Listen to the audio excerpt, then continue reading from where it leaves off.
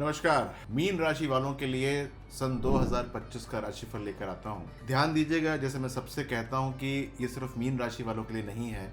इससे पहले कि मैं मीन राशि के राशिफल की शुरुआत करूँ, आइए देखते हैं कि 2024 में क्या हुआ और 2025 में क्या होगा, तो दोनों में एक कंपैरिजन हो जाएगा। तो 2024 जो सामान्य रूप से आपके लिए एक उतार चढ़ाव का टाइम था, मतलब कोई कांस्टेंट नहीं था, कभी ऊपर रहा कभी नीचे रहा।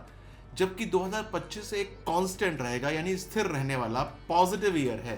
तो यहाँ पर आपकी व्यक्तिगत और पेशेवर यानी कि प्रोफेशनल डेवलपमेंट होगी, सारे के सारी चीज़ें अच्छी होंगी और नए नए अवसर भी प्राप्त होंगे।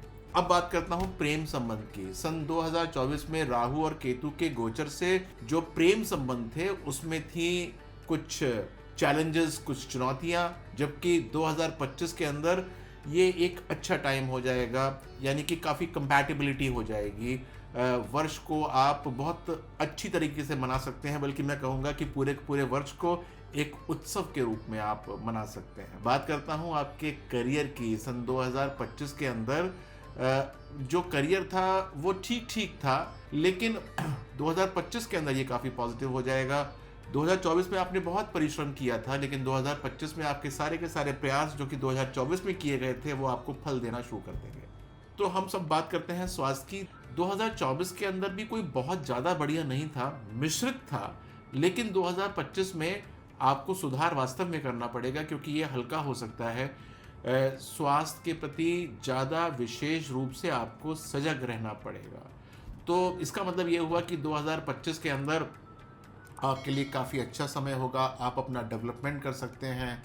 जीवन के विभिन्न क्षेत्रों में आपको अच्छे अच्छे अवसर मिलेंगे, बदलाव लाने की चेष्टा करेंगे, परिवर्तन भी होंगे जो कि आपके मन के होंगे, यानी कि आप उसको स्वीकार लेंगे और भविष्य को बेहतर बनाने के लिए आपके लिए ये अनुकूल समय है। जब मैं भविष्य की बात करता हूँ तो आने वाले सालों की बात करता हूँ। तो आइए स्टार्ट करते हैं सन 2025 का राशिफल मीन राशि वालों के लिए। 2025 में आपके व्यक्तिगत यानी कि पर्सनल और प्रोफेशनल डेवलपमेंट होंगे, इसके कई अवसर प्राप्त होंगे। तो ये आप अपने जो लॉन्ग टर्म गोल्स हैं उनको बना सकते हैं कि आपको कहाँ पर एमडी बनना है, कहाँ पर वीपी बनना है, ये सब बनाएंगे और इसके आपको रिजल्ट मिलने शुरू हो जाएंगे। ये आपके लिए नेटवर्किंग का एक बहुत अच्छा समय होगा, यानी कि पुराने दोस्त, नए दोस्त, आने वाले दोस्त, ये सारे के सारे बनेंगे जो कि आपको एक पॉजिटिव चीज़ों में लेकर आएंगे। यदि मैं बात करूं गुरु का कर्क राशि में गोचर, ये आपको एक मेंटल फैकल्टी के अंदर इम्प्रूवमेंट आकर देगा और आपकी जो आर्थिक स्थिरता है यानी कि फाइनेंशियल स्टेबिलिटी ये बढ़ जाएगी। ये समय परिवार के सद्भाव और घर से जुड़े रहने का एक समय है। आप जो भी लेंगे आपके घर वाले इससे खुश हो जाएंगे।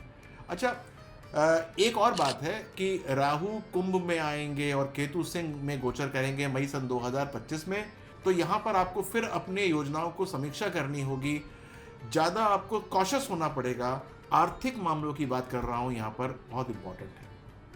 आइए देखते हैं प्रेम और रिश्ते सन 2025 में कैसे रहने वाले हैं। इसको मैंने सेगमेंट वाइज तोड़ दिया है। जनवरी से अप्रैल की बात करता हूँ तो वर्ष की शुरुआत में मीन राशि के जातक जो हैं, यानी कि आप अपने जो प्रियजन हैं उनके साथ दोबारा जुड़ने की कोशिश करेंगे। लोहड़ी पड़ेगी 13 जनवरी को और पोंगल पड़ेगी 14 तारीख को।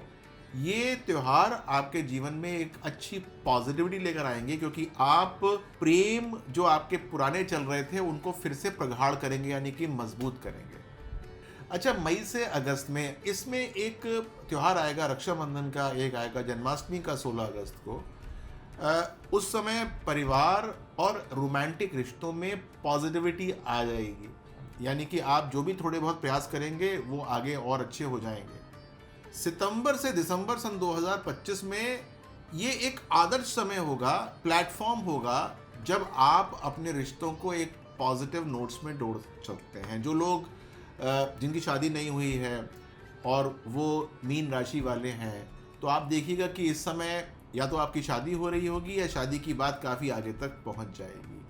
अब बात करते हैं करियर और वित्त की, यानी कि आपका करियर और फिनेंस।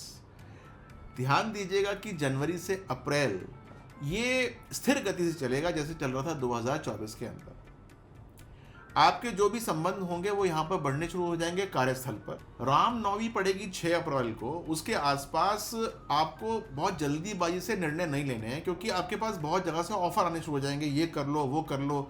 जो नौकरी में होंगे उनको नौकरी के ऑफर आ जाएंगे, और जो बिजनेस कर रहे होंगे उनको एक्सपेंशन के ऑफर हो जाएंगे। तो आपको जल्दी से निर्णय नहीं लेना, क्योंकि वैसे ही ये डेवलपमेंट का समय है। मई से अगस्त के बीच आपके लिए निवेश और व्यवसाय, ये दोनों के लिए बहुत अच्छा टाइम है। तो आप जो भी इन्वेस्टमेंट करेंगे आपको पॉजिटिव होगा। मकान खरीद लीजिएगा, दुकान खरीद लीजिएगा, प्रॉपर्टी के अंदर आप इन्वेस्ट कर दीजिएगा, अच्छा हो जाएगा आपके लिए। अच्छा, सितंबर से दिसंबर, यहाँ पर दिवाली भी आ रही है 20 अक्टूबर को, छठ पूजा होगी 28 अक्टूबर को। ये वित्तीय योजनाओं से लाभ लेने का समय है। जो भी आपने योजनाएं बनाई होंगी जनवरी से लेके सितंबर तक, वो अक्टूबर के महीने में आपको पॉजिटिविटी देगी, और आप नए नए जगह पर उन पैसों को जो कि पॉजिटिव तरीके से आएंगे उनको आप निवेश भी करेंगे। अब बात करता हूँ स्वास्थ्य की और तंदुरुस्ती की। ये बहुत इंपॉर्टेंट बात है, क्योंकि इस दौरान आपको परेशानी होगी। संतुलित जीवन शैली बनाने के लिए मैं आपको बार बार कहता हूँ, कर लीजिएगा। अच्छा, मेंटल स्ट्रेस आ सकता है, तो आपको करना ये चाहिए कि नियमित व्यायाम करना चाहिए, संतुलित आहार लेना चाहिए। और महाशिवरात्रि के दिन 26 फरवरी को समय आपको स्वास्थ्य के मामले में फिर से अपने आप को देखना चाहिए कि कैसे आप अपने स्वास्थ्य को अच्छा कर सकते हैं। टेस्ट वेस्ट करा लीजिएगा सारे, और फिर सोचिएगा कि क्या खाना चाहिए क्या नहीं खाना चाहिए। मई से अगस्त के बीच में सुधार हो जाएगा स्वास्थ्य के अंदर, मत होइएगा चिंतित। इस दौरान सितंबर से दिसंबर में आपको संतुलित जीवन शैली बनानी है। आपको योगाभ्यास करना है, आपको जिम विम जाना चाहिए, भागते दौड़ते रहना चाहिए। और यदि कोई परेशानी आ जाए, यानी स्वास्थ्य में सर में दर्द हो रहा है, गले में दर्द हो रहा है, या कुछ ऐसा हो रहा है जो कि 3-4 दिन चल गया, तो आपको डॉक्टर के पास ज़रूर जाना चाहिए। इसके बाद मैं बताना चाहूँगा कुछ ग्रहणों का प्रभाव आपके जीवन में इस साल। जैसे पूर्ण चंद्र ग्रहण पड़ेगा 14 मार्च को, ये आपकी संवेदना को हिला देगा। व्यक्तिगत तरीके से आप पॉजिटिव रहेंगे, लेकिन भावना के रूप में आप ढेर हो सकते हैं, तो आपको सतर्क रहने की आवश्यकता है इस समय। अच्छा, आंशिक चंद्र ग्रहण जो है वो पड़ेगा 7 सितंबर को। इस अवधि में करीबी रिश्तों का आपको फिर से देखना पड़ेगा, कौन ठीक है कौन खराब है, इसके अंदर आपको थोड़ा सा देखना पड़ेगा, क्योंकि मनमुटाव आपको दूर करना चाहिए। पूर्ण सूर्य ग्रहण पड़ेगा 21 सितंबर को। आपको यूनिटी बना के रखनी होगी, और देखना होगा कि जो भी आप काम करते हैं वो किस प्रकार से आप उनको फिर से दोबारा सुधार सकते हैं, क्योंकि यहाँ पर आपको लगेगा कि बहुत सारे आपके डिसीजन गलत हो रहे थे, उनको ठीक करने का समय आ जाएगा। अंत में ये कहना चाहूँगा कि रिश्तों में सुधार कर लीजिएगा, ये आपके लिए बड़ा इंपॉर्टेंट है। करियर में प्रगति होगी तो स्वास्थ्य को पीछे मत छोड़ दीजिएगा, ये भी बहुत इंपॉर्टेंट है। और अपने काम को हमेशा आप नियोजित रखिए, ताकि आपको पता हो कि आपने क्या काम किया है, कहाँ काम किया है, क्योंकि यहाँ पर डेटा निकलने का या डेटा वाइप आउट होने का बहुत ज़्यादा खतरा है। कुछ उपाय आपके लिए बहुत ज़रूरी हैं। आपको बुद्ध यानी गणेश भगवान की पूजा करनी चाहिए, आपके लिए बहुत इम्पॉर्टेंट है ये। तो कुछ वस्तुएं दान कर दीजिएगा, कुछ पढ़ने लिखने की वस्तुओं को दान कर दीजिएगा, ये भी आपकी समृद्धि का एक सूचक हो जाएगा। एक बात और भी है कि यदि आप कुछ रत्न पहनना चाहें तो बिना ज्योतिषीय सलाह के न पहने, क्योंकि ऐसा नहीं होता कि आप अपने लगन के हिसाब से या अपनी चंद्र राशि के हिसाब से पहन लेते हैं। आपको कौन सा कितना इफेक्टिव होगा इस हिसाब से पहनना चाहिए। रत्नों के मामले में आप मेरी वेबसाइट पे जा सकते हैं, देख सकते हैं कि आपके लिए क्या अच्छा है और क्या अच्छा नहीं है। वीडियो को शेयर कर दीजिएगा, लाइक कर दीजिएगा। अपना ध्यान रखिएगा। नमस्कार।